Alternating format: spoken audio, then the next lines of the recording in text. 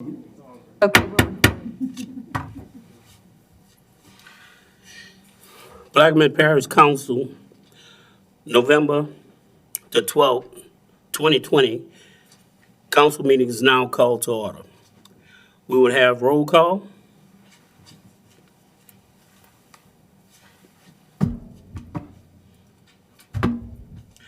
Let the record reflect that we have 8 council members present.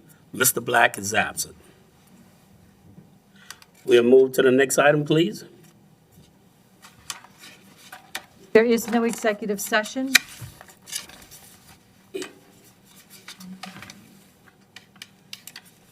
There are no proclamations. Status report by the parish president.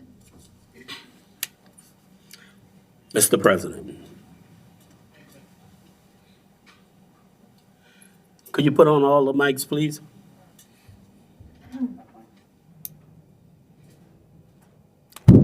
Thank you, Mr. Chairman. As of today, Louisiana Department of Health has reported over 12,000 Plaquemines Parish residents have been tested for COVID-19. Out of that 12,000 tested, 924 residents have been tested positive and 19 deaths. According to LDH, the last COVID-related death was recorded on July 31st. Louisiana will stay in Phase 3 until December 4th. A special thanks to the Louisiana Department of Health for a donation of the COVID-19 protection kits and supplies, and they will be available at the Parish Health Department. I want to take this minute to thank our hard workers who worked very diligently hard through the storm, my staff, my directors who continue to work very hard to get us back up and running. So I want to send a shout out to them. I want to thank my state and local partners who have provided us with resources through these times of the storm. So they've been there for us. I want to thank the council. Thank you guys for helping out the way you did. I appreciate, especially Habo and Richie for helping out at the lower end. Appreciate that, you guys. Most of all, I want to thank the linemen, Entergy, and their contractors. They really did a bang-up job trying to get everybody back on. It was some tough infrastructure that was damaged, and so it took a while to get some things back up. We're back up and running. Some of the Zeta recovery, we've gave out 4,000 tarps parish-wide. We've given out water, MREs, ice by the National Guard and Day Van. The Second Harvest have given us some hot meals at the Braithwaite Auditorium, the Day Van Community Center in Ironton. There was a hot meal by Southern Gateway in Belchase that was by Southern Gateway. We want to send a special thanks to those guys for helping us out. Second Harvest, the food drive. Over the last 2 weeks of Zeta's recovery, we've had Buras, YMCA, and Braithwaite and Day Van with cleaning supplies. And the future sites that are coming up, we have Monday the 16th at Braithwaite Auditorium. We have Wednesday, November 18th at Ironton Park. And Thursday, November 19th in Belchase on the Government Complex. We'll have those on our website and sent out so you could kind of help spread the word on those things. We talk about some of the debris that's being picked up. DOTD has hired a contractor to pick up on the state highways, Highway 39, Highway 3137, Highway 23, Highway 406, and Highway 3017. And as of yesterday, the totals that the state has provided me is on Highway 39, they have picked up 3,025 of cubic yards. On Highway 23, they picked up 11,630 yards, cubic yards. And on LA 337, they picked up 560 cubic yards for a total of 15,823 cubic yards. They estimated it's probably 30,000 that's on the ground on their highways. We have hired a contractor to pick up the rest of the debris, and our parish sanitation department will be assisting them too. And I have those numbers as of yesterday, which is November 11th. we picked up a total of 1,800, well, we picked up between the 9th, the 10th, and the 11th, we picked up almost 2,500 yards of debris. And what that is right now is vegetation. Most of the time, that they're concentration on vegetation. We've asked our constituents to separate the vegetation from white goods or whatever other debris they have because they're concentrating on the vegetation first. They will make several paths. No individual assistance has been approved by the federal government at this time. According to the federal government, there is not enough major damage to residents. This is based on an overflight after the hurricanes. Damage submitted by residents to damage.la.gov is surveys conducted by the state fire marshal. So we encourage people to go on those, if they have had damage, to go on that website and try to report it, try to get the numbers up. Residents are encouraged to file claims with their insurance companies. Even with the extended power outage, there is no guarantee of funding for food replacement assistance currently. Early voting. West Bank voting will start on Friday, November 20th, 2020, and run through Saturday, November 28th, excluding Sunday, November 22nd, and Thursday, Thanksgiving Day, November 26th, and Friday, Acadian Day, November 27th. The times for the early voting is 8:30 to 6 p.m. For more information, contact your registered voters office, and I'd like to send a shout out to Ms. Sharon Brandon, who was now appointed the new registered voters. So her office is 504-934-3620. The voting areas in the West Bank is the Annex Building on Main Street, 301 Main, the Plaquemines Parish Government Building at 28028 Highway 23, Port Sulphur.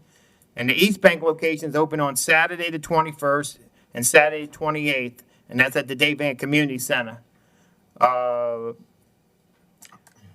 We are having town hall meetings.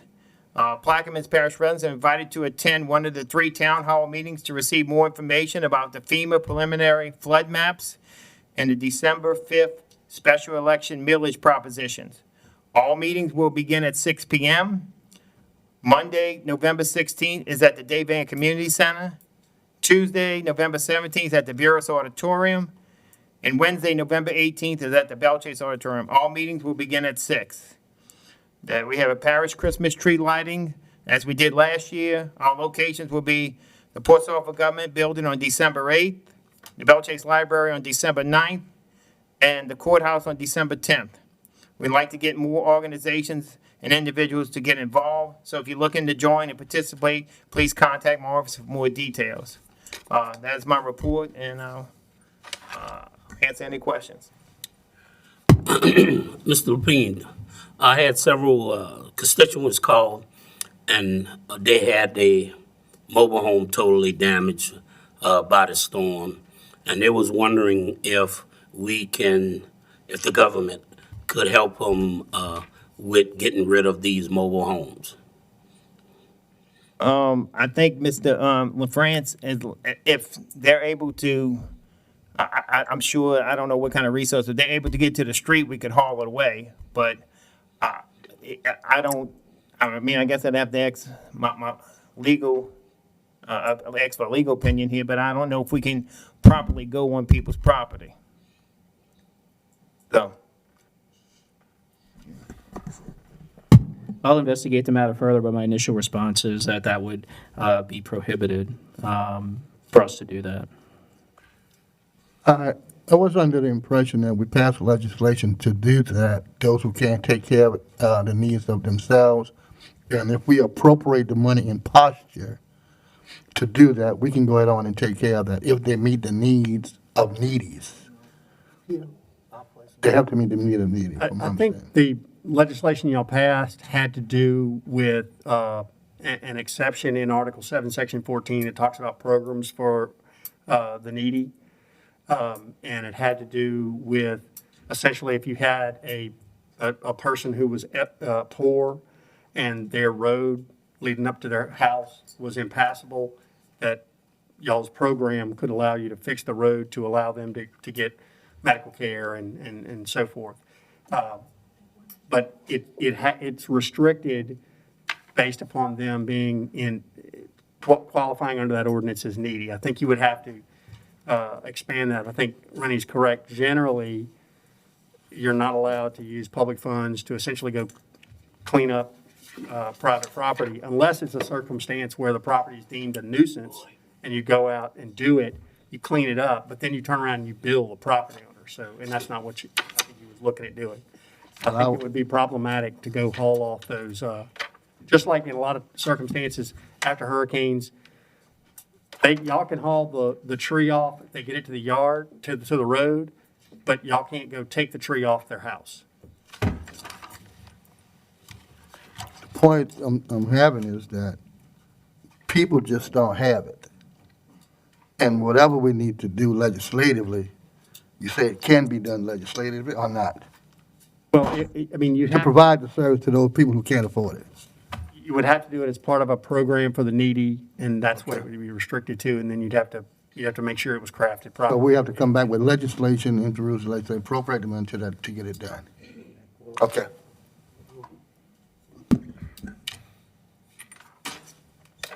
So we can latch on to the trailer and bring it to the highway.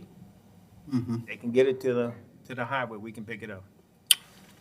Mr. Roussel, Yes, Mr. P, would you elaborate on the parish yardage and the contract that was hired? It wasn't clear to me how many yards the parish picked up and how many yards the contractor picked up. And I guess the reason I'm asking the question is I'd like to know how much a yard we're paying the contractor, because the liability of probably 25% of that amount will be on this government. Is that correct? I'm going to let Mr. Russo speak, the other Mr. Russo, speak on how much the parish has picked up versus what we picked up over here. And like I said, we are concentrating on vegetation right now, okay? So, I understand that, but my concern is to the end of the question about the contractor, how much he's being paid a cubic yard, and what is our exposure on that 25%? I mean, this is an old issue that Scott and I worked on for many years, not many years, but many months after Katrina, and it was always a fear of mine that we would get home with a 25% bill at the end of the day. And we'd kind of like to know what that might be, if, we know. Solid Waste Department has picked up almost 8,000, it's 7,973 yards as of yesterday. And like Kurt said, DRC picked up 2,597 yards for the last 3 days. They're trying to give us the totals each day, even with DOTD. The contract, I'm not sure the exact price on the yardage. We have a maximum to up to 300,000, which if we finish up in time and we get 90% of debris and solid waste can take over, we will take over. But we have so much debris from Belt Chase to Murder Grove, much less, down the road in the East Bank is pretty heavy too. But down the road from Port South or South, there's not that much debris. We've been working for 2 days down there, helping out Gregory and them on the south end. We went to the East Bank, means they moved the ferry, we switched over here. Tomorrow, we'll move back to Belt Chase, and we'll hit some of the neighborhoods where the contractor went through and pick up the big piles of debris. And then we'll pick up the little piles of construction debris that's on the ground, which is, the construction debris is minimal compared to the vegetation. So we don't know the price per cubic yard that we're paying DRC? Yeah, well, the price is roughly, I think it's, I can pull it up. It's like $17 a cubic yard is for the vegetative stuff off the right of way. And I can email you the proposal form. Mr. Dugas had estimated roughly 50,000 cubic yards. Now, that was a very rough estimate, which when we calculated it out, it was going to be roughly $800,000. That would be if the private contractor would do everything. So obviously, they aren't doing everything. And the goal is for us to do as much as we can and still do it in an efficient manner, because obviously FEMA will reimburse us directly for our use of vehicles, our use of equipment, and for our own labor. So obviously it's up to Director Russo to handle health and safety and those things that are a priority to get done quickly using the contractor. So if you take 25% of a very high number, 50,000 cubic yards, it was 800,000. 25% of that is obviously would be 200,000 for the parish share. But I think that that's a very high number. The contract amount is a not to exceed of 300,000. That's required by, that's required for all FEMA contracts, and that's typically what we set that at. But so that's roughly what we're looking at. So my understanding, the cap is 300,000 is our maximum exposure under that contract. Correct, unless we get to that point and there's a determination made that it needs to be increased. Right. And the alternative is to pick it up ourselves and being reimbursed by FEMA for our manpower and equipment. That's the alternative that we could have chosen. Correct, and it's my understanding that that the parish president was interested in doing a mix of both. So I think with our limited crews, obviously you all know our manpower is very low right now, and so I think there's only so much they can do of that in their normal duties, and so I think we're kind of doing a hybrid approach, and that's kind of where we're at on that. Well, my constituents are calling me wanting to know when somebody will show up, so I don't guess we have a schedule with the contract to do. The private contractor was just engaged late last week. I think Monday was their first day, so we're literally only 3 or 4 days into the contract. But I mean, they don't have a route or schedule that we can tell our constituents I'd have to defer to Mr. next Russo. week, next month, next. There are 7 crews actively throughout the parish, Mr. Russo. I can get a map and see where they're at, and give you an update on that. Yeah, I think that would be helpful, so when my constituents call me, I can tell them there's a crew in this area, and they'll be there in the next week, or 2 days, or tomorrow, or whatever. Okay. That would be helpful. I actually know where the crews are right now. We have one crew started in Ironton working our way north. Okay, they have a crew on Avenue A today. They got a crew in off of Berger and York Street. They started at St. Anne. They worked to there. They may be a little further by the end of the day. They have, like I said, a crew on Avenue A. They had a crew on Eve Street and Kimball, right across the street from the spur station, because we did the east side of the highway from our shop all the way to East 3rd Street. They had a crew back in the back of Park Riverwood picking up a lot of the trees. So they are moving around. Maybe not everybody sees them on their street because there are so many streets that have so much material on them. You know, it takes a while to pick up one street. So they're doing the best they can, and our crews will be out there again tomorrow picking up some more. So I guess I should be more specific. When are you going to get to Barrier Road? when they get to well, they're on the other side of the bridge right now. As soon as they finish all of that, they went all the way back up Barrier Road off of Engineers Road. They didn't do Engineers, DOTD did Engineers, but they went to Bayou Road in the back and did that area. They're on the Planners Canal side right now. I mean, they could be on Barrier Road right now. I don't know that answer, but they are working in the areas and trying to pick up as much debris as possible. Thank you. Mr. Padalem? Is it any way possible that we can accommodate the debris put back, especially East Bank, I don't know about the West, but put behind Dave Inn and burn it there and collect the money for that? Instead of letting them go all the way to St. Bernard and do that? And the yard at St. Bernard collects the fee. I mean, we can dump it like we used to, back at the center back there and pile it up and burn it. We actually have a vegetation burn site at the old Giordana property, all the way in the back. The burn site was approved today.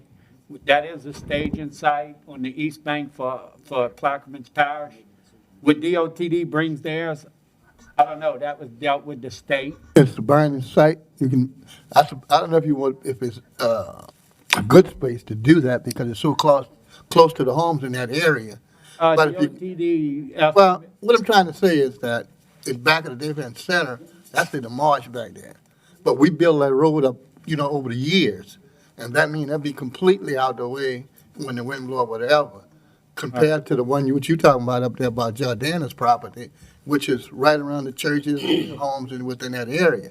But, I mean, that's fine with me. I mean, that'll be good if we can do that, get some money out of it Well, doing it. you have to be 1,000 feet away from any home or anything, and DOT went and inspected the property, and they give us the okay to go ahead and burn it. It's not that much, because DOT's hauling theirs out. We're trying to get them to bring it in so they can pay us.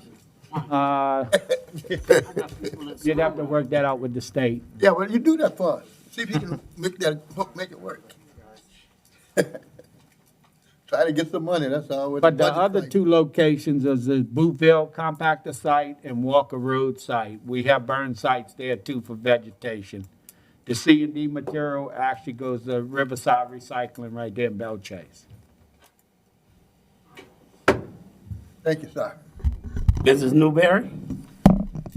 Yeah, that was one of my questions. Where was the dump site? So all the vegetation's going down Walker Road?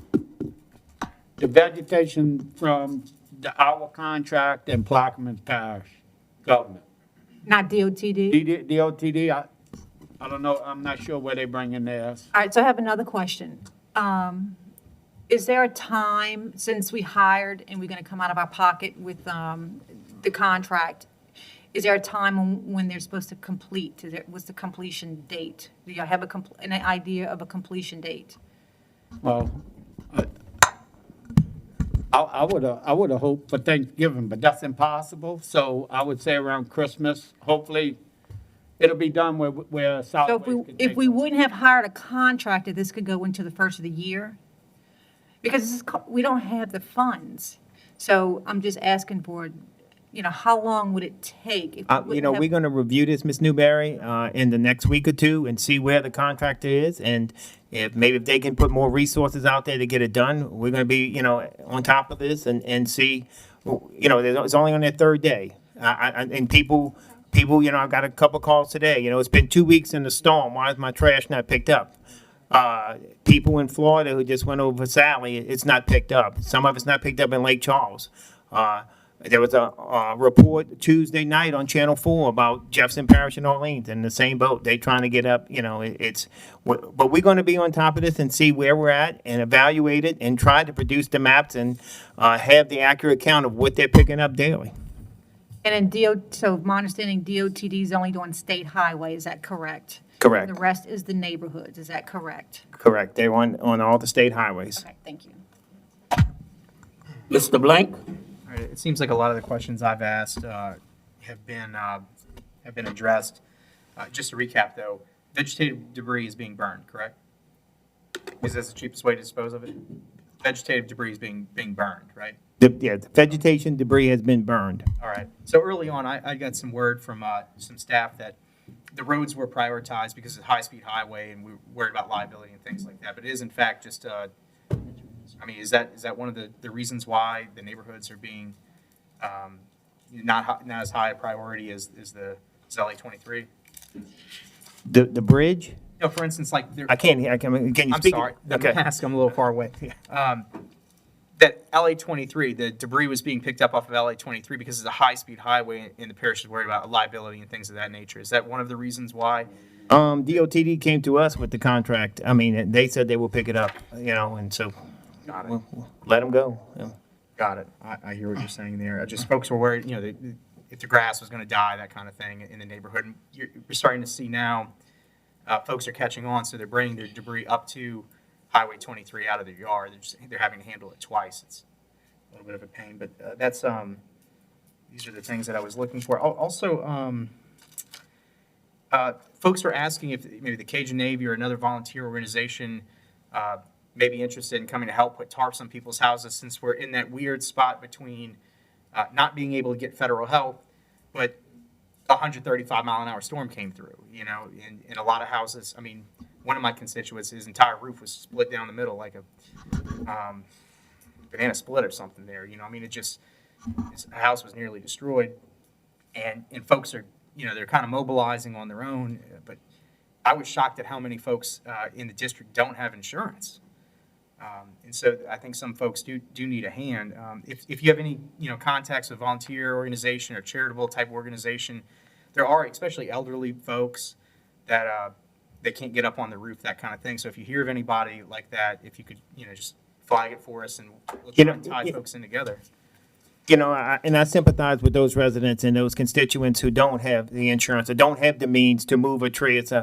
And I hate to be a downer, but you know, the whole state's been hit, and I'm sure there's other people helping other people in certain areas to get back on their feet that were devastated. And look, we have devastation here, but maybe not to the magnitude that has happened somewhere else. So I welcome anybody. I welcome church groups who really want to help out. We are limited to what we can do on our side. But is there anybody that knows anyone or a certain organization that wants to help? We'll promote it. We'll make sure that they are in the right places to help. I got a call from Grand Bayou. It said there was a bunch of houses destroyed in Grand Bayou, and those are elevated homes that need to get tarps on their roof or a new roof. And again, I sympathize with the lady who was calling. I said, ma'am, we're trying to do the best we can, but I don't know. It's a certain threshold that you meet to have to be considered a disaster area, and right now we haven't met that threshold. So I don't know if Patrick or Jada posted something and I've shared it. yeah, there was one source that came through us that we sent it out, and I don't even know anything about them. I called them for a lady in Port Self and Did they come out or what do it? I gave them her number. Oh, okay. They contacted her. So I mean, as far as Grand Bayou, those residents, we may be able to get Cajun Navy out there because they're dealing with water. Is that correct? I mean, it's an opportunity someone can reach out to. Yeah, there's some extra high barriers of entry out there. I mean, Yeah. when I was campaigning, I took my boat. Yeah. They live out in the water. Okay, Kirk, thank you very much for. And Richie, FYI, the bridge is open and the arm was fixed. We were waiting on the state to come down and fix the arm, so Got it. Thank you very much. back up and running. Mr. Roussel? Yeah, just as a follow-up, we're burning the debris on Walker Road, but we're burning it in a different location than the landfill site. Is that correct? We're burning it by the boat launch area. We had a lot more room right there, being they had the motorcycle track in the back. Because it's all hilly back that way, that's what we burned for Katrina, but it's on the other side of the road on the parish property. And the second question I have is that, counting the loads or the cubic yards, have we hired a monitoring company to monitor the contractor for debris? Yes, we have. Who did we hire? All south. So we're gonna have to pay All South a fee as well on top of the debris disposal? We'll have to pay them a monitoring contract, yes. And do you have any estimate on what that'll cost? I don't have the numbers in front of me. We'll get that to you. Thank you. Are we doing any control burn for people who cannot remove the debris on their property? You know, Mr. LaFrance, I don't know if we've done that before. From what I understand, when I spoke to some constituents dealing with one of my situation in Lake Hermitage, I had called and I spoke to the gentleman over the fire department, and I asked, could they just monitor the burn? I mean, it's still going to be in Lake Hermitage, but he instructed me that we didn't do any of that anymore. Can you elaborate on that? As far as DEQ is required, you have to have a permitted site to burn vegetation debris. And you can't just burn it in neighborhoods. I don't think that's quite right. Okay. Because the levee crew right now is burning vegetation right now in front of Lake Hermitage. Yeah, I'm sure they have a permitted site. I couldn't burn, if there's a tree down in my yard, I couldn't burn it myself. Well, yes, you probably could, but, you know, if somebody calls the fire department, they're gonna put it out. That's not No. quite right.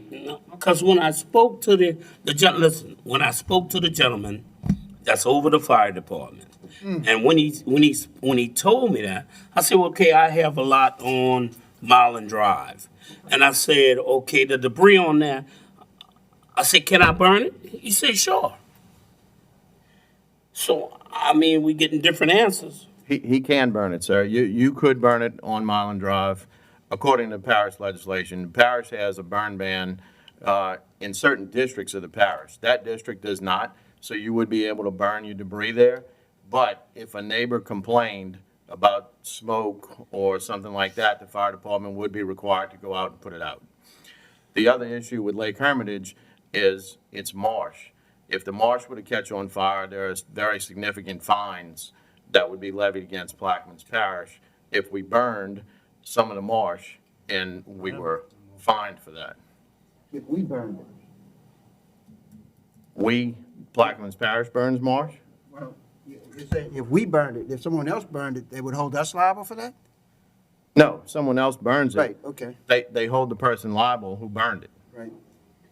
But that's why we could not do a controlled burn in the Lake Hermitage area, or one of the reasons why, because we could be liable for burning marsh grass, which is a coastal issue. And the developers in the Belchase area clearing those subdivisions are burning on a regular basis. They burned one time, and we went over there and shut them down. And they continue to burn. I don't think so. Okay. Well, sir, if you see them, please let us know. We'll go shut them down. All right. All this information is kind of new to us, because I know the trappers, people who trap, Hunting rat. they burn the marsh all the time. Okay. Ms. Newberry? Real quick, and I forgot to say something. I do want to thank the employees after the aftermath of Zeta. I know y'all were working really hard, getting the trees cleaned up off the highways, and I just want to thank y'all for that. So we appreciate it. Thank you. Thank you. One more question. Could we get help from the contractor to do away with that big tree on Upstain Lane that I sent you a picture? And that is vegetation. But that would require coming on private property. That's the lady I called that. I get it. And again, I'm going to refer to the legal department that I don't think legally we can go on private property and remove. But how about contractor? We can't, but how about the contractor? Still the same thing? That's the one I called that church organization that, and she's on the list, I know that. But whenever they find somebody who could go do it, they'll do it. But that organization that Jada or Patrick put on the website. That organization we talked about on the Yeah, website? that's the one I called them about. Okay. On Ms. Tracy Rowley? Oh, okay, Mr. Bartholomew, and then Ms. Yeah, I just want to mention to you, Mr. President, that I also like to thank the Sheriff Department and the Fire Department on the East Bank that cleared Highway 39 of debris and Highway 15 right after the storm. It gave them time to do it. They went with the saws and they moved all the debris off the road. So I want you can tell them, thank them for that on behalf of the council, especially me for Highway 15. Thank you, Ms. Martin. Good afternoon.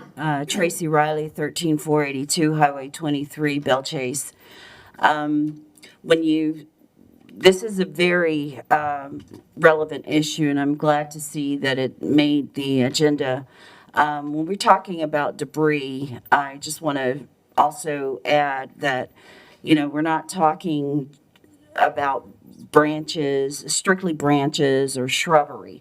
Like there are scores old trees, huge cypress trees, huge oak trees that have been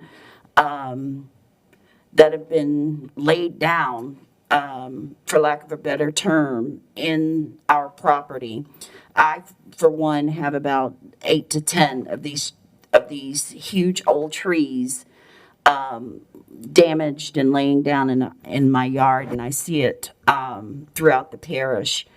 I'm just curious, since we are in that area, and you described it perfectly, where we're not severe enough to qualify for, the regular FEMA services, but it is a huge issue. We had to, use our own vehicles to try to get access to our driveway. There were so many trees laid down. But for what is left, could not the council and the administration go to the state and ask that the governor help us through some type of special provision from FEMA to help us with this problem? And what about the ability to recycle some of these trees? I recall a few years back that there used to be like this recycle program for Christmas trees when we were attempting to rebuild the marshlands and replacing at least some of the lost marshlands. Could that be a consideration as well? Use this opportunity for recycling. I know we're not going to settle or solve this issue in one meeting. But Right. just, thinking about other ways out of the box to try to resolve this issue. Thank you, Ms. Tracy. I guess we are between a rock and a hard place, because the people in the parish, some of them was really devastated by this storm, and some of them really, really need some help. And again, well, I guess we're between a rock and a hard place, because we had some serious damage to some of the homes in Ironton, Myrtle Grove, Lake Hermitage, Diamond, Port Sulphur. I guess the farther south you was, the less of the damage they had. But we are in a situation that people really need help. They really do. Mr. Blank. Sure. Mr. Helmers, I know we're not be able to, solve Ms. Riley's, issue with recycling some of this vegetative debris. But I believe we spoke in the past about using it as like a shred material, sediment retention enhancement device, areas where there's free-flowing water to use. And I think it's actually Scott's idea, right? You've mentioned this years ago. But would it be possible for your office to handle the permits so that in the future, when we do have a situation where we have 50,000 cubic yards of vegetative debris, that we could put that in advantageous places in the marsh? Yes, that would be a great possibility. What we would need is kind of like with the state, if you noticed on the way down across from the Lieutenant Governor's house, they have a big shredding assembly right there. We would need something like that set up so we could stockpile that and then put it into a project area for attention, like with the Christmas trees. Do you need anything from us to like resolution or anything like that to get those permits kicked off? Nope, we can get them going. Got it. It should just be internally, we have the permit ready to go, and then in the future, of course, we need a barge and a way to get this stuff out there, but maybe Right. there's a cost share component. We could get this, we can make lemonade. Right. Thank you. All right. Mr. Roussel. Since we got into that discussion, is there any opportunity to put some of this vegetation and woody debris in the borough pit holes that we have on Walker Road?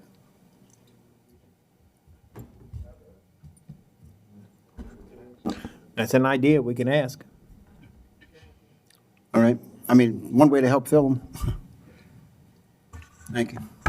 And Ms. Riley, there's a couple people, one in Port Sulphur, one in Buras, that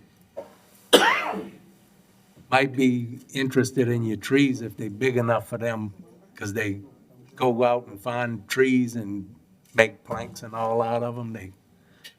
I'll contact them and ask them. I've seen some folks in the past, especially the oak tree branches that have a certain bend to them, they were using those to restore older ships. I believe that was, they came and got a lot of those after Katrina, especially on the Mississippi Gulf Coast. Any more comments from the table? Audience? We'll move to the next item, please.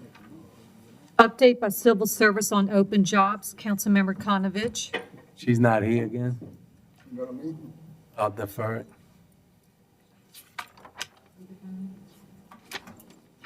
Number 5, update by charter directors.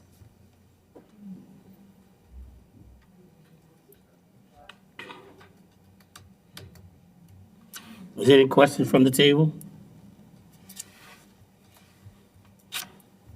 Next item, please.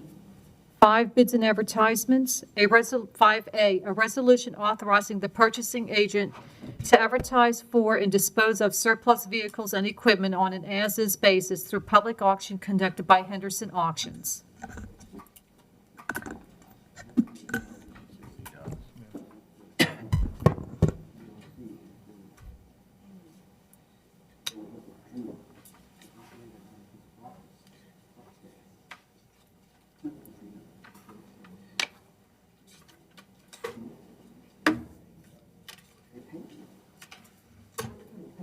You know who offered this? Nobody has. We have a motion by Dr. Gouy, seconded by Mr. Alborough. Any questions from the table? Audience, machines are open.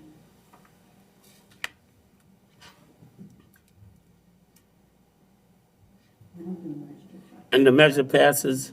I'm sorry, Mr. He's not here. Link's absent, okay.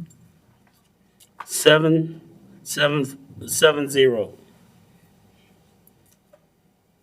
Next item, please.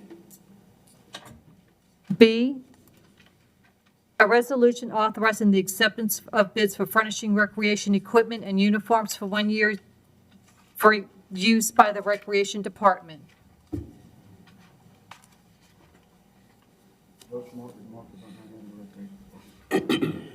Anyone would like to offer this? We have a motion by John Bartholomew. Second? Seconded by Mr. COGNEVICH. Any questions from the table? Audience? The only question I have, Mr. Bartholomew, you don't please talk into the mic. resolve the issue. Please- Could we please, hold on, could we please open up all the mics, please? They're on. Okay. If we don't resolve the issue with finances, that's been recommended that the Recreation Department be terminated. So why would we, I mean, do we need this in the time or we can wait till after January, the budget hearing or whatever, just because of the budget crunch we in? Yeah, so this is a contract for purchasing equipment. Obviously, if there is no recreation program next year, we won't be purchasing any equipment. If for some reason there is a recreation department and we do have recreation activities, then we would need this in order to purchase All equipment. right, can we come back with that when at that time? Sure. Okay, well, I withdraw my, So we're gonna defer it?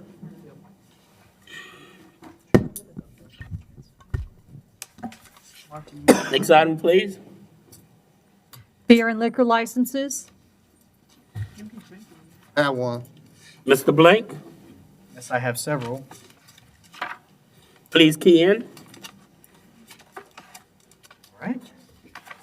The first one is for Mrs. Rosina Copeland, and the name of the business is the Watusi. The address is 33115 Highway 11 in Empire, Louisiana.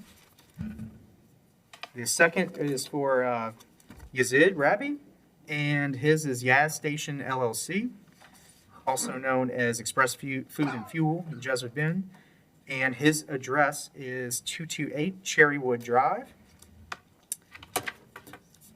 The third is for Mr. Charles Lenormand, and the restaurant is Dad's Bar and Grill. It is at 32381A Highway 23, Beerus, Louisiana. And that's all for me. Mr. Alborough. I have a Toast Event Room, 7427 Highway 23. Clubhouse Bar and Grill, 8133 Highway 23. S&T Sales Incorporated, 7918 Highway 23. Illustrious Food Center, 7902 Highway 23. and New Orleans Original Daiquiris, 8102 Highway 23. Thank you. Mr. COGNEVICH. Yes. Philisac of Jesuit Bend, 307 West Bayou Lane, Port Sulphur. This Bluefield. Show 'em. The Den Lounge, 42805 Highway 23, Venice. Elsie Hardware and Marine, 42991 Highway 23, South Venice. No, but it's at the location of the house. Cypress Cove Grill, 226 Cypress Cove Road, Venice. Cypress Cove Marina, 235 Cypress Cove Road, Venice, Louisiana. Thank you. Dr. Gouy? El Chase Tobacco Discount, 8625 Highway 23, Bel Chase. Maria's Restaurant, 8475 Highway 23, Bel Chase. That's all I have. Thank you. Ms. Newberry? I'm done, it's done. You can clear. Mr. Roussel? Yes, I have Jonathan Wynn doing business as N&L LLC, located at 10830 Highway 23, liquor Class B for renewal. Have Carol Cooper doing business as Cooper Ventures LLC in Zydeco's Restaurant, located at 7010 Highway 23, liquor Class A for renewal. Have Salvo's Seafood, Salvo's LLC, Salvador and Carolyn St. Philip doing business as Salvo's Seafood, location 7742 Highway 23, for a Class A liquor license renewal. I have ASVG and Associates Incorporated doing business as Dave's Beverage at 7690 Highway 23, liquor Class B for renewal. I have State Oil Fuel Center, JF Gasquet Jr. doing business as State Oil Fuel Center, Inc., located at 7124 Highway 23, Class A liquor for renewal. I have State Oil Fuel, James A. Gasquet Jr., located at 7124 Class B liquor renewal. I have Villanova LLC, Jayla Penos, Nicholas Ortiz, located at 7670 Highway 23, Suite A, Class A liquor renewal. And that's all I have. Thank you. Mr. Bartholomew? Yes, I have Byron V. Williams Sr., B&V Blue Room, 129545 Highway 15, Phoenix, Louisiana. On this permit, I would ask for a denial so we can get this corrected. The best purpose is for us to go and deny this one, so when you come back the next meeting, we get it in and be done right. All right? So when it comes up, don't take this for approval. I want this one for a denial. Well, we're gonna take that item by itself. Yeah. Okay, I have two. Woodland Plantation LLC, Foster Capel, 21997 Highway 23, Port Sulphur, Louisiana. And we have the G-Spot Daiquiris, Geraldine Donette, 113 Adema Lane, Port Sulphur, Louisiana. You have anything to say, Mr. Bartholomew? This? Last year, you had something to say.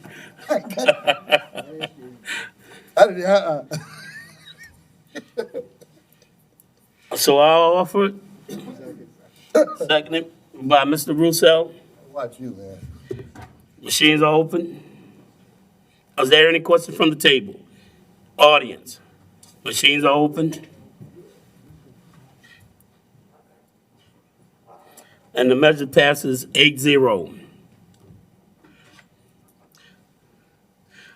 We'll take up your item, please.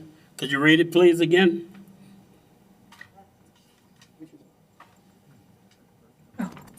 B&V Blue Room, Byron Williams, 12925 Highway 15, Phoenix, 70040. Thank you.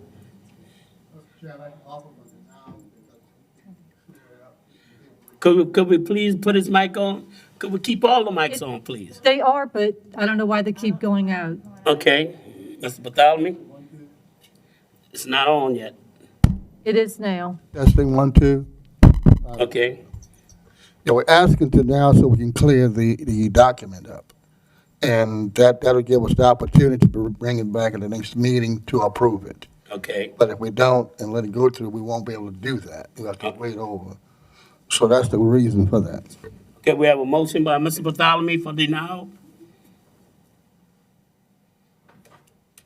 We have a second? Seconded by Mr. Roussel. Any questions from the table? Audience? Machines are open. Clean up the document. Ms. Newberry? And the measure passes 8-0. We'll move to the next item, please. Construction permits, there are none. Building permits. 7B, Precision Motors LLC, Business Occupancy Permit 29891, Highway 23, Home Place, Louisiana. Councilmember Blank. We have a motion by Mr. Blank, seconded by Mr. COGNEVICH. Any question from the table? Audience? Machines are open. I went to the Secretary of State's website. And the measure passes 8-0. Next item, please. Introduction of ordinances and resolutions. We have several.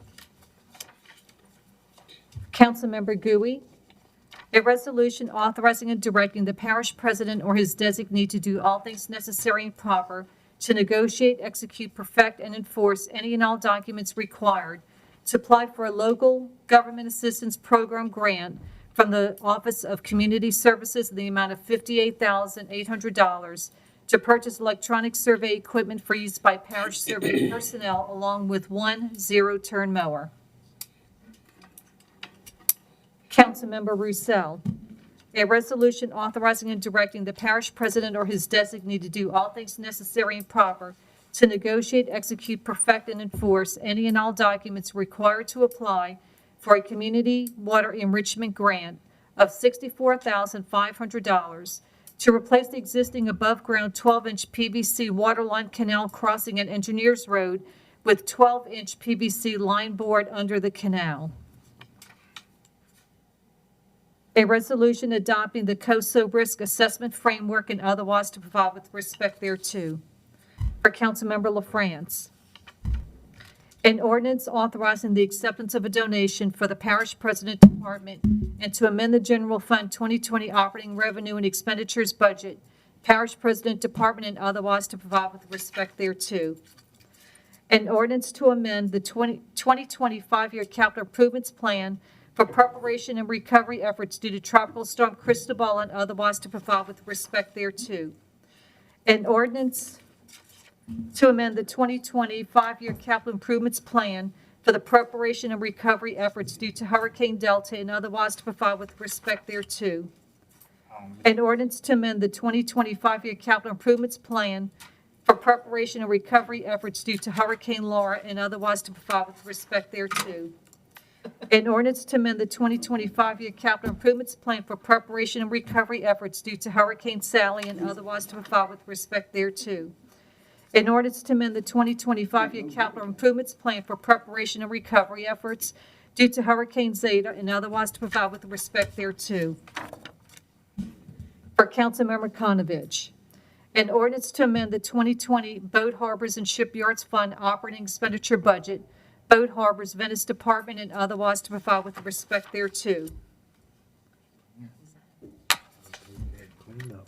For Councilmember Bartholomew, an ordinance to amend Section 12.5-9, Chapter 12.5 of the Plaquemines Parish Code of Ordinances with regard to the grant and aid program and otherwise to provide with respect thereto. And that is it, Mr. Chairman. Thank you.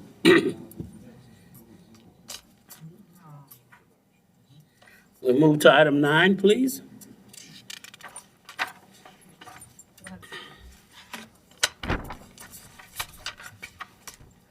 Nine A1, an ordinance to rescind, annul, and set aside ordinance number 403, adopted December 8, 1982, rescind, annul, and set aside Section 6 and Section 7 of Ordinance 40, adopted April 9, 1964, establish Article 9 to be titled Mosquito Control, Chapter 13 of the Parish Code of Ordinances, establish a user fee for mosquito control in order to continue to abate, control, eradicate, and study mosquitoes and other arthropods of public health importance in all activities incidental thereto, and otherwise to provide with respect thereto. And Mr. Chairman, we do have an email to read from a constituent. Please do. Yeah, but. The email is from Mr. Wilson Hildebrand, 116 Pike Street, Belchase, Louisiana. Hold on. Do we have to have a motion and second before we discuss this? Yeah. Yes. We have a motion by Mr. Blank, seconded by Mr. COGNEVICH. Please read the email, please. Mr. Blink, the people of this parish do not need another user fee or tax. This is at least the third time you've brought this user fee before the people of the parish. You state that you don't know where to find the money to support mosquito control for the parish. Here are just a few ideas how to fund the mosquito control department without a user fee or tax. Number 1, sell port eads. Number 2, secure the excess $2,488,000 of the taxpayers' millage funds from the assessor's office. Number 3, use the $250,000 that is used to fund the YMCA. The taxpayers of this parish would rather have mosquito control, which is also a health benefit, than supporting the YMCA, port ease, or to have the assessor sitting on $2.5 million of extra taxpayers' money. Please address all 3 of these suggestions. Thank you for your time. Mr. Blank? Certainly, I'll attempt to answer all 3 of Mr. Hildebrand's questions or comments. The last one, the YMCA, I don't know if this body can find the money to fund the YMCA for next year, so that's that one. The assessor's office, they have a task to do, and funding is the mother's milk of getting things done, and they need their funding to assess properties here and keep records and things of that nature. And then the third thing, sell port eads, that would be a one-time source of revenue for a recurring expense, and we can't even get somebody to come in and run it right now with the pass being as shallow as it is. So I don't think that's an option as well. Were there any other major points in Mr. Hildebrand's email? That was it. You hit all 3. It was selling port eads, secure the excess $2,488,000 of the taxpayers' millage funds from the assessor's office, and then the $250,000 from the YMCA.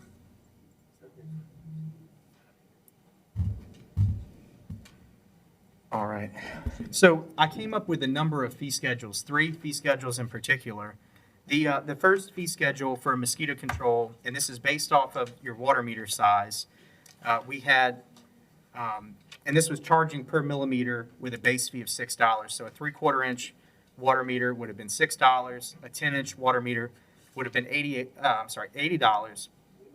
And then that would have generated between the 9,000 or so water meters, there's about 10,000 something connections, about $747,000 annually.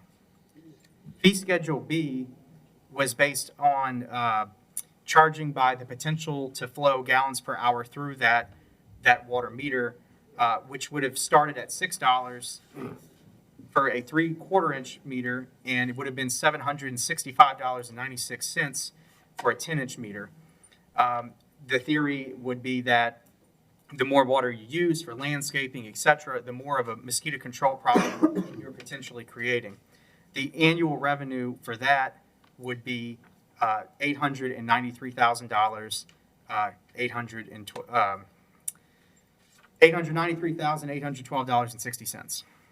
The third fee schedule was this fee schedule that my office came up with where a 3/4 inch meter would start at $7, a 10-inch meter would be $55, and it was a less steep curve. So there's a lot of folks with 2-inch meters throughout the parish. There's a lot of landscaping meters that are at 2 inches, where a 2-inch meter would only be $10. Or let me start from the top here. A 3/4 inch meter would be $7. A 1-inch meter would be $8. A 1.5 would be $9. A 2 would be $10. A 3 would be $15. A 4 would be $25. A 6 would be $35 monthly. An 8 would be $45 monthly, and a 10 would be $55 monthly. There's only one 10-inch meter in the parish. It belongs to the parish prison. This fee schedule is $810,504 annually, and it's nearly enough to run the mosquito control program as it is now. So we could retain those employees. We can keep the equipment. We have a twin-engine Piper airplane. We have a small fleet of trucks. When you look at the mosquito control department, it really is almost a model department. There are only 3 or 4, or is it 5 full-time employees, Ms. Taylor? I believe it's 3, right? 5. There's 5 full-time employees, and the rest are all part-time drivers or pilots. There's a lot of grant money that goes into buying chemical there.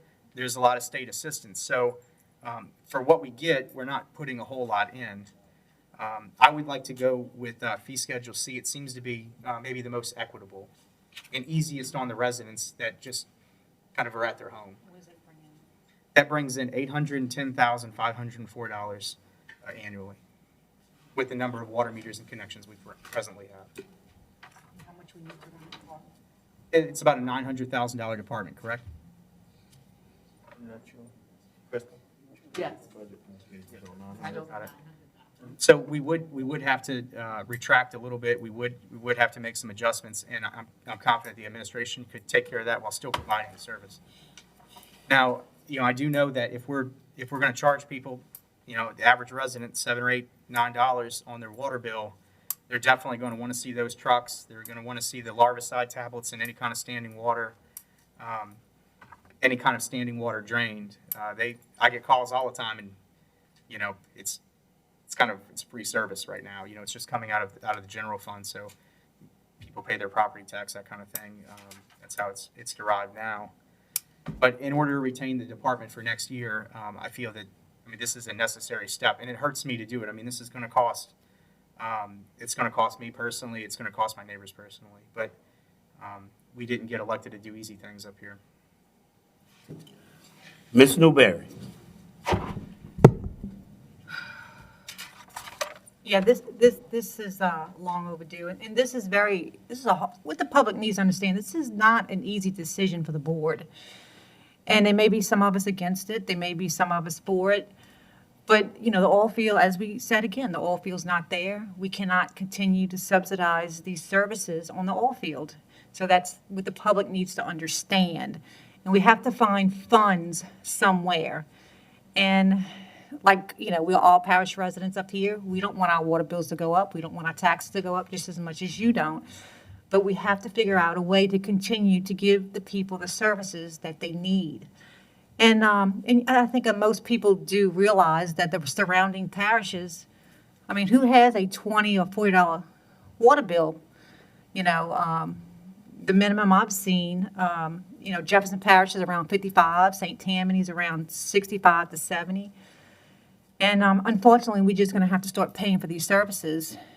And then we got to figure out, do we also have a, proposal coming up? We have to figure out what's going to happen there. So the people who's going to say, well, if this moves today, we vote on and it passes, we have to figure out how we're going to handle the proposition we have on the millage for December. And will that pass? What will that get us? So if somebody can explain that, maybe we can get a better understanding.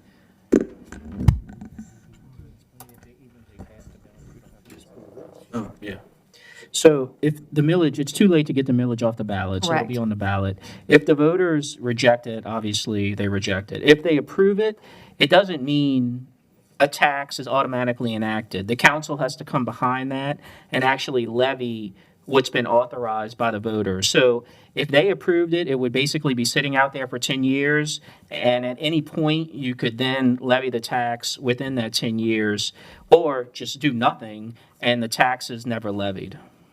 And another item, because it's a millage and property taxes come in essentially once a year, that millage, if passed, you would not see any of that revenue until January of 2022. So if you pass this, you would essentially have a year where you knew that you had a replacement funding mechanism around the corner. But this would essentially be a stopgap between now and when that millage, if the millage doesn't pass. So we have that opportunity of withdrawing the user fee if that millage is passed. Right, you could, if it passes, you could essentially come back during next year and repeal this user fee effective January 1 of 2022, where the tax would essentially take over as the revenue source for this department. Thank you. Mr. Blank? Certainly. So, you know, oftentimes we think about mosquitoes as just sort of a nuisance or an inconvenience, you know, something that's just going to make us itch, but it really is, it's a public health issue. And, you know, I've had days where, you know, working in the marsh, that kind of thing, where you can't turn around when the mosquitoes are on you really, really thick. You know, they carry things like West Nile virus, malaria, dengue fever, you know, things like that. So, I mean, this really is more of a public health measure than just something to make our lives easier or for comfort. Just wanted to add that. There are a couple of things procedurally I think we need to do here too, though. I think I need to remove my second and offer with changes. Well, before we do that, I have one more question. Maybe Mr. Blink may know this. He's done a lot of work with this topic. So how who's gonna come up with the difference if we're only gonna supplement, it's gonna bring in 810,000, where's the other 100,000 coming from? So, I mean, the administration is going to have to, you know, operate within the budget provided. And when we go in, if this passes, I'm sorry. So I think what's going to Well, first of all, can you restate the question, because I didn't The hear that question either. is, what he's proposing is only bringing in 810,000 for mosquito when the department runs on 900,000. So where's the difference coming from? Okay. Yeah, you'd have to transfer money from the general fund, or you would have to reduce cost. I couldn't have said it more succinctly. So what would maybe adding another 50 cents to that, with that, I mean, I don't know what he's basing his numbers on. So To get it to, I mean, we have mosquito problems now. I mean, I can't imagine reducing the spray of the mosquitoes over 100,000. So fee schedule A was based on the size of the millimeter Right. of the meter. The second fee schedule B was based on the potential for that meter to flow water. So for instance, if you use a lot of water, you were probably contributing to the mosquito control problem. And then the third fee schedule was myself and others working to try and get the most equitable set of numbers we could, the most palatable set of numbers. We didn't want to charge, so for instance, in fee schedule B, where we're basing it off the flow, if you had a 2-inch meter, it'd be $32.55. That's way more than what folks pay in Jefferson Parish. Folks in Jefferson Parish are paying a few dollars. The thing is, it's much more densely populated. The millage rates are much higher, so there's much more money collected that's able to help out on the side there. But this bottom fee schedule is, I was trying to create something that was not a very hard blow to the residents, that we could still have as many services as possible. And folks always come to me, and I'm sure you as well, that we do need to cut costs and run leaner and things like that. There might need to be some rearranging within the department. I mean, we're going to leave that up to the administration. That's maybe their wheelhouse. Well, new development is coming, so I mean, that may increase too, in District 2, is that correct? As these houses get developed in the next year? I know it must sound like a broken horse here, but I cannot understand a word you guys are saying. I apologize. I just. I said, where District 2 is developing, I mean, the houses are being built. Is that true? So that'll bring in more income. Correct. You're right. So every time someone gets a new connection, Do y'all know how many houses are coming up does anybody have that? we'd have to, I think there's an ordinance on the table now for a new phase, right there off of F. Edward A. Bear. I'm sure the lot numbers are listed, but I can't tell you the exact amount. 120 lots. And just so I'm clear, are we offering and once again, I'm sorry, it's just I couldn't hear. Are we offering an amendment or are we going with it as written? I would like to just go as written. Okay, all right, I apologize. Gary thinks that we need to make the fee even higher, which I would. Okay. It was just if there was an amendment, I just wanted to look at it, but that's all I wanted to make sure. So you're offering the ordinance with changes, right? Yes, with changes.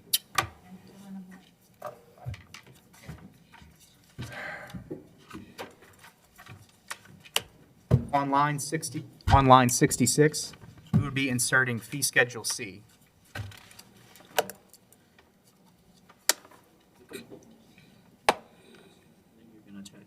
He's got the thing. And of course, Did you email that to us? yes, this has been on y'all's desk for quite a while.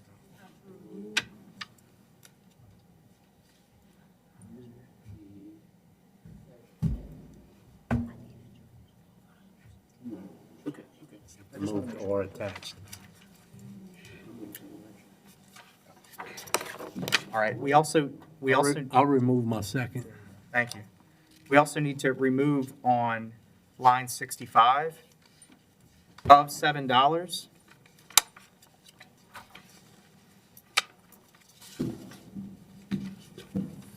And looking over to,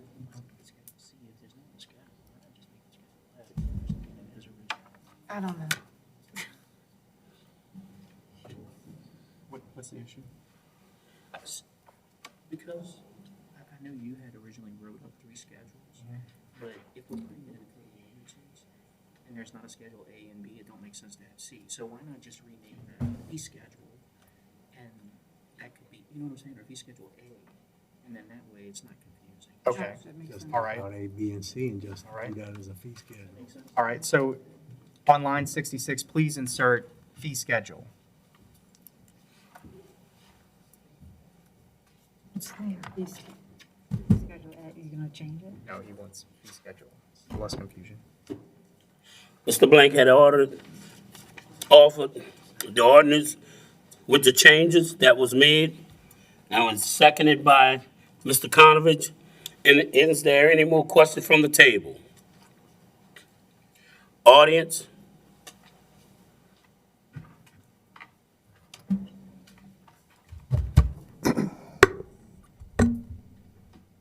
I just want to, Wyona Kirkland, 104 Sarah Drive, Bell Chase. You're requesting a user fee for the mosquito control, correct?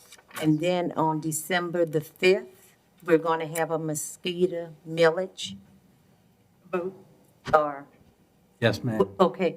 So why can't you wait until December the 5th and see what happens then? Instead of burden the people with another fee of increasing. So, I feel like you should just wait until December the 5th to see what happens. so I'm trying to preserve the department for next year, whereas, I mean, there is a chance that the millage doesn't pass, so that's one thing. But the other part to that is the millage wouldn't begin collecting funds for the mosquito control department until it's 2022, correct? Yeah, the way millage works, Okay, Even I if it understand passes, that. And that- I have another question. I heard someone say if it get passed, they're going to discontinue If it doesn't, the user fee. Is that correct? Yes. Okay, so if that millage get passed, you're going to take the fee off everyone's water bill. Yes. Okay, thank you. 2022. 2022. There, to clarify, yes, we would have to float the department for a year before that funding would become available.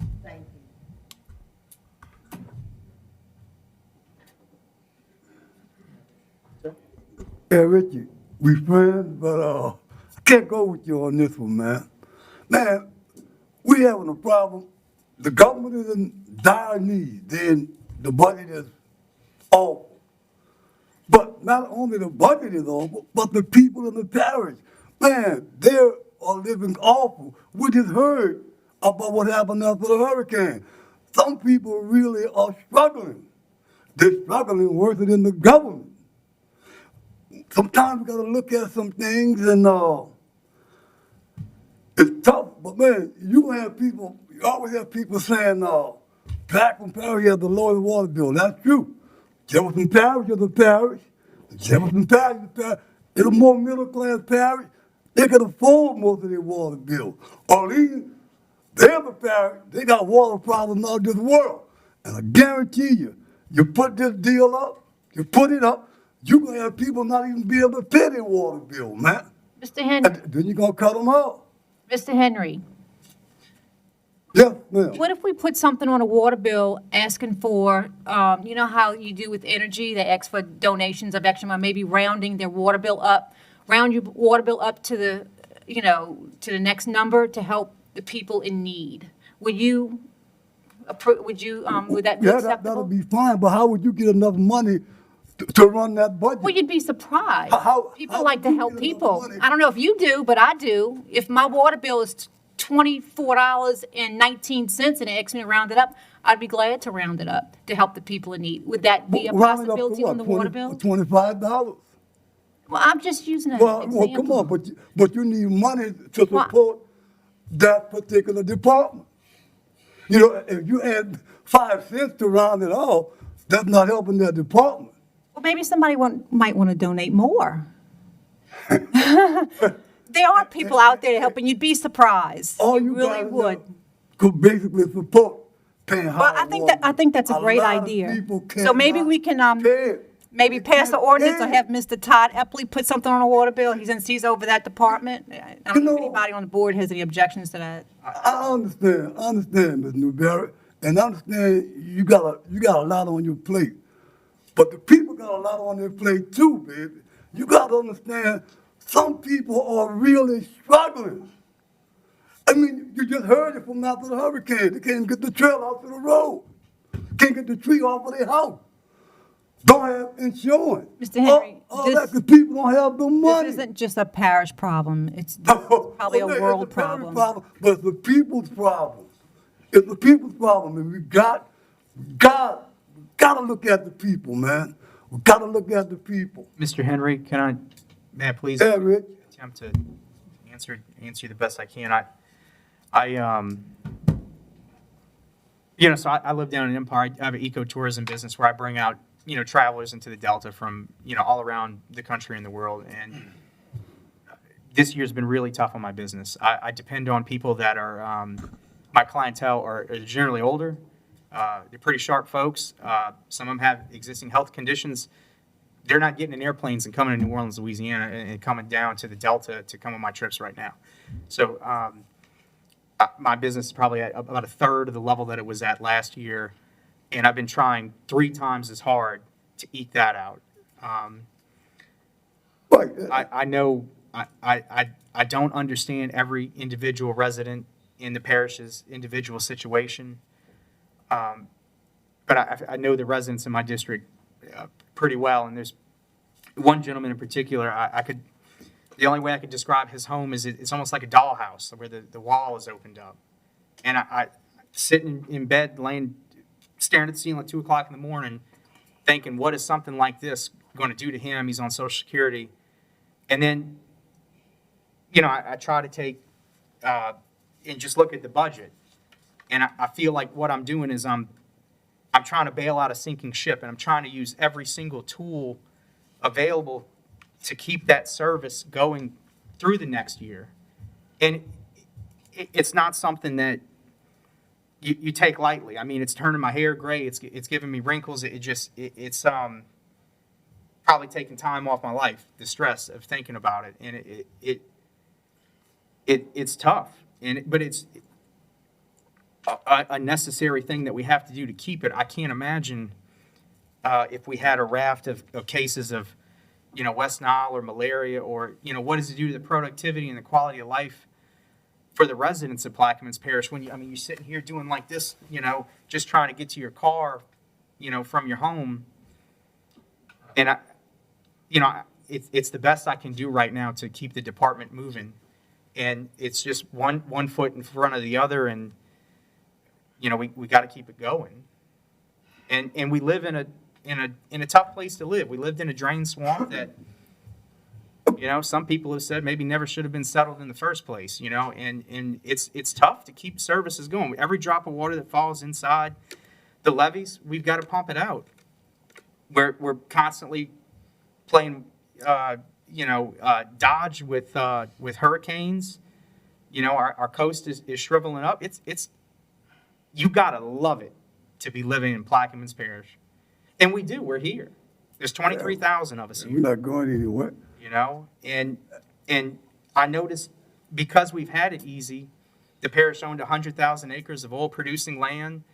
It was like having a trust fund. We subsidized our existence from our natural resources. It's in our prayer. We talk about the parish's bountiful natural resources. And we're in a little bit of a reorganization period right now where we've got to figure out a new economy here to keep rolling. And we've had a lot of good times, and we're just, asking the residents to, step up month to month and help pay for that service until we can get some solid economic development, we get the port rolling, or whatever else that we could bring here to where we could have better times again. Hey, but at the end of the day, you had a business, you was pretty successful. You might have enough eggs to lay back on. Right or wrong? Most people Looking don't. pretty tough right now. I might find something else to do. No, you might have a savings, Most people don't even have a savings, man. Yeah. And another thing I got a problem with this user fee is, this is going to be administered by the administration. I'm not calling your administration out, but you can have an administration out there, okay, the mosquito control truck only go roll in bell shape with the amount of money we have. What you do? What you do about the rest of the parish then? What happened with that situation? But everybody on the East Bank paying that fee, everybody on the lower end paying that fee. But they're not getting the service. So how you equalize that? You put something in the legislation that's going to equalize it, because as it is right now, if I'm a parish president and I want to just do bell shakes, I can just do bell shakes. I don't think that's a fair deal. If people on this side paying, they're not getting the service, or the people down the lower end where you guys at, they're not getting the service, but they're paying the fee. So you gotta look at this realistically. If it's in the hand of the administration, it could be done wrong. I'm not talking about this one, but there could be future ones. And Ms. Newberry mentioned the new subdivision in my district and District 2. I thought they was on an Orleans Parish water and sewer system. Mr. Black not here to answer it, but last time we was in the meeting up there with the subdivision, they was on their water and sewer system, because I asked the question about that. So they're paying their money to Orleans Parish, not Plaquemines. So we really gotta look into this deal. Really gotta look into it. So I guess the two parts to that. I mean, could we get a commitment from the administration to apply mosquito control, whether that's draining ditches, spraying, aerial abatement, whatever else have you, in the most equitable and geographically fair way? Absolutely. We'll be committed to serving all the Plaquemines residents. And the other part of that, I don't know about the water situation. Do we buy in bulk from, or are the individual water bills in that part of the parish going to the New Orleans Sewage and Water Board? Are we buying in bulk, like, just vast amounts of water and then sending it back? For the areas that use water from the Sewage and Water Board? In Is that what you're particular, he was asking? mentioning some of those areas in District 2. Yes. We bill the residents, Sewage and Water Board bills us, and we pay the bill that way. Okay, so it's not, so we wouldn't have any problem. No, all of those residents would still get the same fee as anyone else in the parish. They would have the same user fee per year schedule based on the size of the meter. Got it. All right, thank you. Any more questions from the table? Dr. Goy? No, let's go. Any questions from the table? Audience? Machines are open.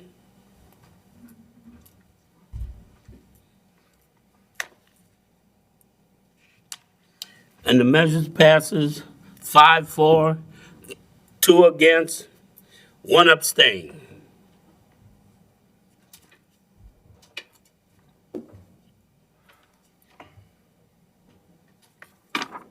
Nine A2, an ordinance pursuant to Article 3, Plaquemines Parish Boat Harbor, Section 6-41, to set the rental rates for boat slips at the Port Eads Boat Harbor and otherwise to provide with respect thereto.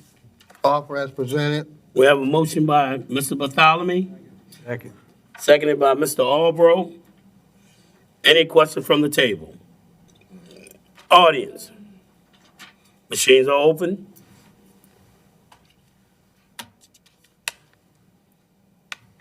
And the measure passes 8-0. Next item, please. Number 3, an ordinance approving a plan of re-subdivision of the property of the Plaquemines Parish government. Plaquemines Parish, Louisiana is shown on the map of re-subdivision. Property of the Plaquemines Parish government, formerly Angela Band, Buras, Louisiana, into tracts E-1 and E-2 by Brant Hammond and Associates, certified by Hugh McCurdy, the third PLS dated September 17, 2020.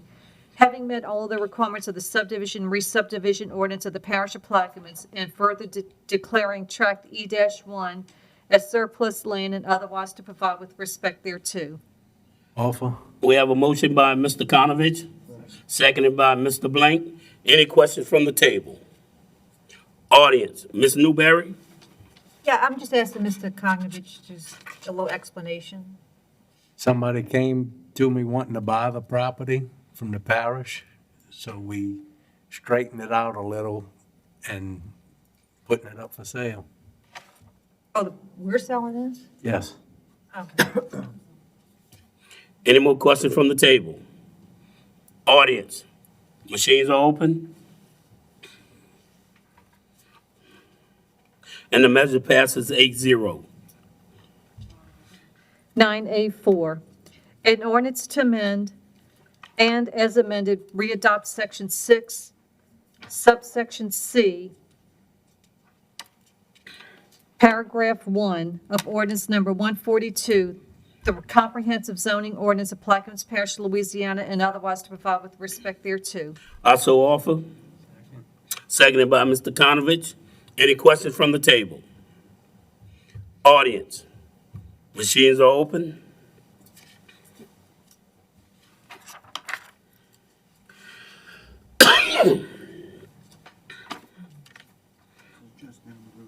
Right. And the measure passes 8-0. 9A5, We gonna withdraw that or defer it? No, we're gonna withdraw it. Because the item we just passed took care of that. 9A6, an ordinance to amend and amended readopt Section 4 of ordinance. Hold on, did Mr. Black ask anyone to move on this? Excuse me? Okay, we'll defer that item. And 9A7 will. Diverts, 7. Deferred, 9B.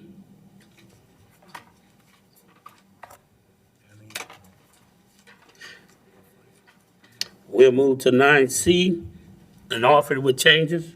An ordinance authorizing and directing the parish president or his designee to include a right to audit clause in all parish contracts and otherwise to provide with respect thereto. We have a motion by Mr. Roussel, seconded by Mr. COGNEVICH. Mr. Roussel. Yes, this is the right to audit language that we were asking to be inserted in contracts. We've met with the legal department, and we've come to an agreement with an addition of lines 68 through 72. We ask for favorable approval. Any questions from the table? Audience? Machines are open? I did. Yes, Mr. COGNEVICH. Machines are open? Ms. Newberry? I'm sorry. And the measure passes 8-0. D, a resolution electing the chairperson of the Plaquemines Parish Council for the year 2021 and otherwise to provide with respect thereto. Mr. COGNEVICH, Offer. if you, I'll second. With a I'd like to fill in the name for you. We'd like to fill in the name for chairman as Mr. Mark COGNEVICH, Second. seconded by Mr. Roussel. Any questions from the table? Audience? Machines are open?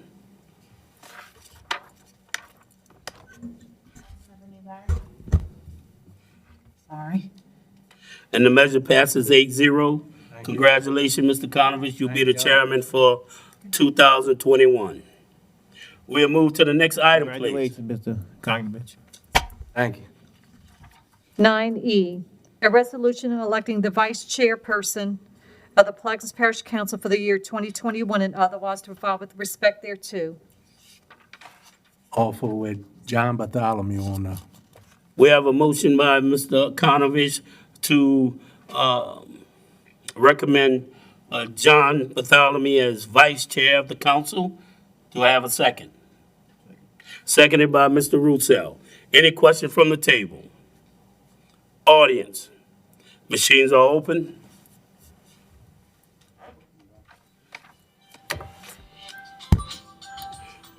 And the measure passes. And the measure passes 8-0. Congratulations, Mr. Bartholomew, as being vice chair. Congratulations, Mr. Bartholomew. Thank you very much. 9G, an ordinance to amend the 2020 operating revenue and expenditure budgets to accept a donation from the Empire South Pass Tarpon Radio and otherwise to provide with respect thereto. And we do have a change for that. Okay. And the change is on line 27. Please mark out $2,500 and please put in $5,000. Okay, we have a motion by Mr. Blank, seconded by Mr. COGNEVICH with the changes. Any questions from the table? Sure, I'd just like Mr. Blank? Just like to thank the Empire South Pass Tarpon Rodeo, all the volunteers there, the organizational committee. Mark is definitely highly involved there, and they're putting money back into the harbor and just knowing their roots, and they do it every year. Thank you very, very much. Appreciate y'all. Thank you. Any questions from the table? From the audience? Machines are open. And the measure passes 8-0. 9H, We have a substitution. an ordinance authorizing the parish president or his designee to enter into a contract with Intrado to provide Viper as a service to the Plaquemines Parish Communications District and otherwise to provide with respect thereto. We have a motion. I'll offer. Second. Right. Could you please read the substitution, please?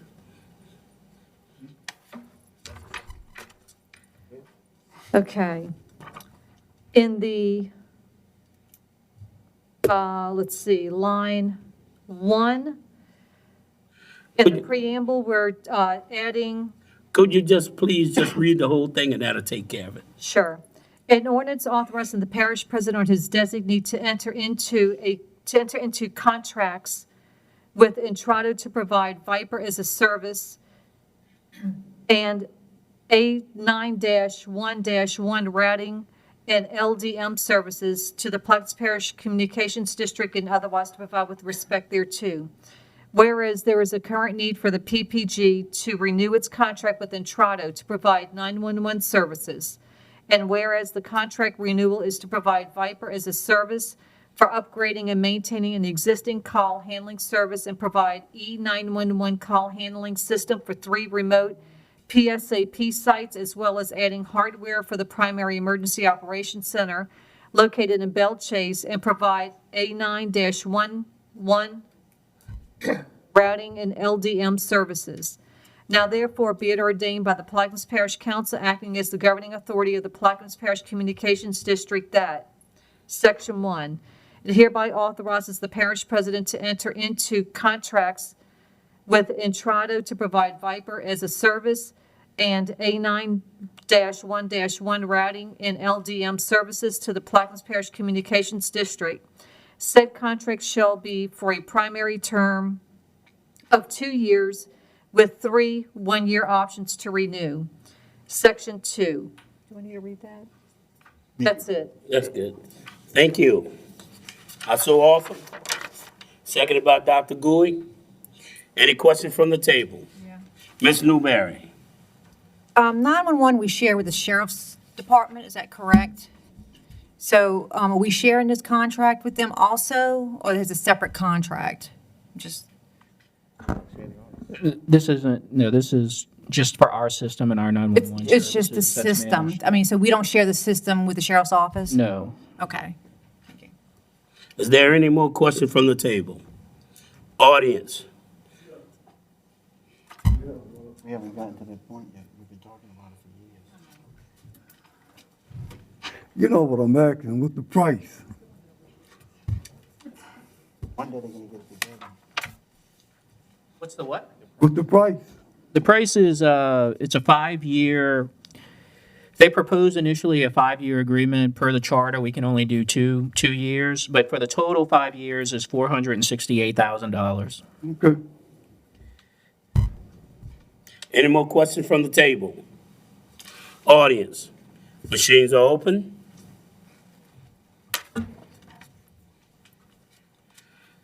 And the measure passes 8-0. 9I, a resolution approving. Please defer. 9J, K, L, M, and N are being deferred. And 9O is being deferred. So we move to number 10, new business. Introduction of resolutions where a suspension is being sought. There are none. 10B, District 9 update. Mr. COGNEVICH. I just want to say thank you to the administration and all the employees for the hard work they did during the hurricane. Thank y'all. District 8 update. I'll save everybody's time in just a second. Mark's comments, and thank you very much for getting the bridge back in order. We appreciate y'all's hard work. I know y'all, I was listening to the radio after the storm, and it really was a 24-hour day operation, and everybody showed up to do the work. Good job, y'all. Thank you two guys, appreciate it. District 1 update. Yeah, I'd just like to thank the administration and Patrick Harvey for supporting the East Bank and making sure that adjustments were made to accommodate the people on the East Bank as much as possible without any reservation or holdback whatsoever. And we are very grateful for that. The people are very grateful for that. For the initial, especially when we got the people to bring in the food and the water for them, which we didn't have any utilities. And people really didn't have anything to eat because they didn't have a grocery store or anything around there. So it was really in a bad situation. And so just want to thank everybody for picking up their part of it and making it happen on the benefits. That's all I have today. Thank you, Thank Mr. you. Malone. Thank you. District 7 update. Mr. Roussel, could you give me a date when we can meet down the road in the Port South area? I could show you a ditch that's, that drain a subdivision, and it has been clogged up for several years.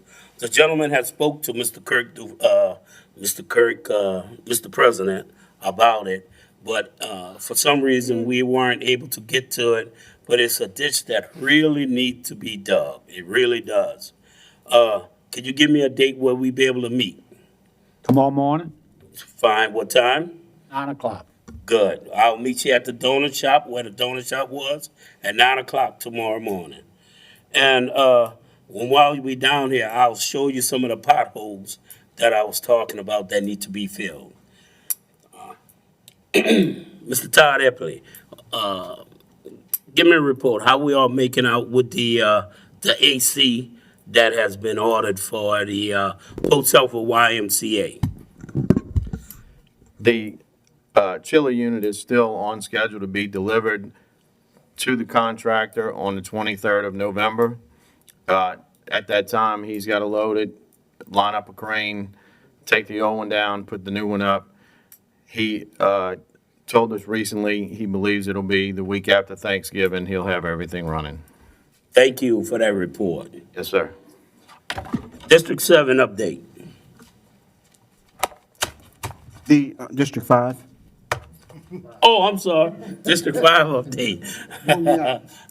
First of all, on the Fort St. Leon drainage project, Mr. Dugas and I discussed some of the work request orders that have been pending for several years now, and he's agreed to include them into the scope of the project, and they are looking at what it will take to get those accomplished. So I thank them for that, because I wanted to make sure that those work requests are at least included in the project. And my next item is an update by Mr. Metcalf. I understand that we're having meetings on the flood maps coming up, which you announced earlier in the president's report. I don't know if Mr. Metcalf will be in attendance or not, but I'm glad to hear that we are moving forward with at least informing the public with the flood map meetings. So will Mr. Metcalf be there? No, sir, Miss Melissa Kennedy will be doing the meetings. The consultant? Yes. Okay, thank you.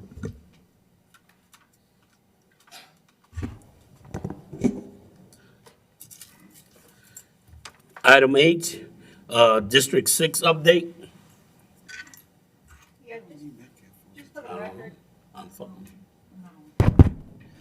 Just as the, am I on? Okay. Yes.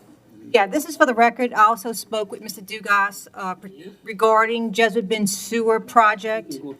Just let the people know that Phase 2B is completed, but we are having some minor mishaps down Wilson that we're trying to address with the construction worker. So, and maybe Mr. Dugas, is a question could be for him, or maybe someone on the staff right here could answer this. So the project's done, and the construction workers is no longer, I guess, liable for the project, even though they still have some minor details that was never worked out with Wilson Lane, like maybe a cracked. So did we accept the project? How does that work? Did we accept the project down that is complete? I'm not sure, Ms. Newberry, but I'll get the answer from Ms. So, yeah, so before we do, I'd appreciate, I was in the chain of the emails, and I. Okay, because, like I said, even though that project's complete, we're moving on to the next phase of that project. We're waiting on, I think, some meetings with the with the new construction crew, which is now, instead of Beverly, is going to be Cass, I believe. Right. Okay. But like I said, we still have a couple of minor issues that we're trying to work out to complete that project, and I don't want us to be liable or come out of our pocket, so we need to see how can we address that, so. We'll take a look at it. And for number 2 is the update on the Jesuit Bend drainage project, and I know we just got word that the bid's going out November 17th, and from what I understand, it takes about a month. So, so I'm glad to see that's finally moving, and hopefully that project can get started for the first of the year. I know our constituents in the Jesuit Bend area, District 8 also, has been waiting on this for a long time, so I'm glad to see this move. Thank you. All right. Next item, please. Number 11, approval of the minutes from the October 22nd, 2020 regular meeting and the November 4th, 2020 special meeting. We have a motion by Mr. Bartholomew, seconded by Dr. Goy. Any questions from the table? Audience, machines are open. And the measure passes 8-0. Motion to adjourn. We have a motion by Mr. Albro, seconded by Mr. Bartholomew for adjournment. Machines are open.